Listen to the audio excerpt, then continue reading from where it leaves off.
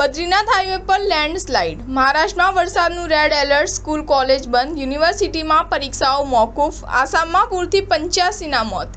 મહારાષ્ટ્રના ઘણા વિસ્તારોમાં ભારે વરસાદ પડી રહ્યો છે. હવામાન વિભાગે મુંબઈ, રાયગઢ, રત્નાગિરી, સિંધુદુર્ગ, પુણે અને સાતારામાં વરસાદ માટે રેડ એલર્ટ જાહેર કર્યું છે.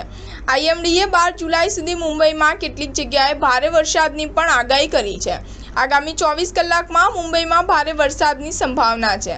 બીએમસીએ લોકોને તેમના ઘરમાં રહેવાની અપીલ કરી છે. રવિવારે સવારે 1 વાગ્યાથી સોમવારે સવારે 7 વાગ્યા સુધીના 6 કલાકમાં મુંબઈમાં 300 મીમીથી વધુ વરસાદ નોંધાયો છે, જેના કારણે શહેરના અનેક નીચાણવાળા વિસ્તારમાં પણ પાણી ભરાયા છે. ભારે વરસાદની આગાહીને કારણે મુંબઈ યુનિવર્સિટીમાં નિર્ધારિત તમામ પરીક્ષાઓ મોકૂફ રાખવામાં આવી છે.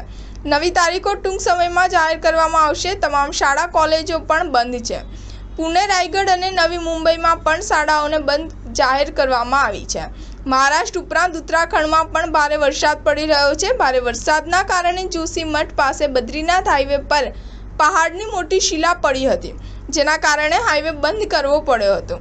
આ ઘટનામાં કોઈ જાનહાનિ થઈ નથી. હવામાન વિભાગે મહારાષ્ટ્ર ઉપરાંત 5 રાજ્યોમાં આજે ભારે વરસાદનું એલર્ટ જાહેર કર્યું છે, જેમાં અરુણાચલ પ્રદેશ, મેઘાલય, આસામ, ગોવા અને કર્ણાટકનો સમાવેશ થાય છે.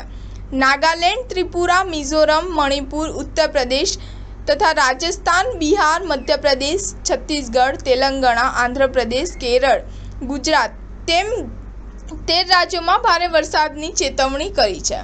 સ્ટાર ન્યૂઝ 7 હંમેશા સચ્ચાઈની સાથે.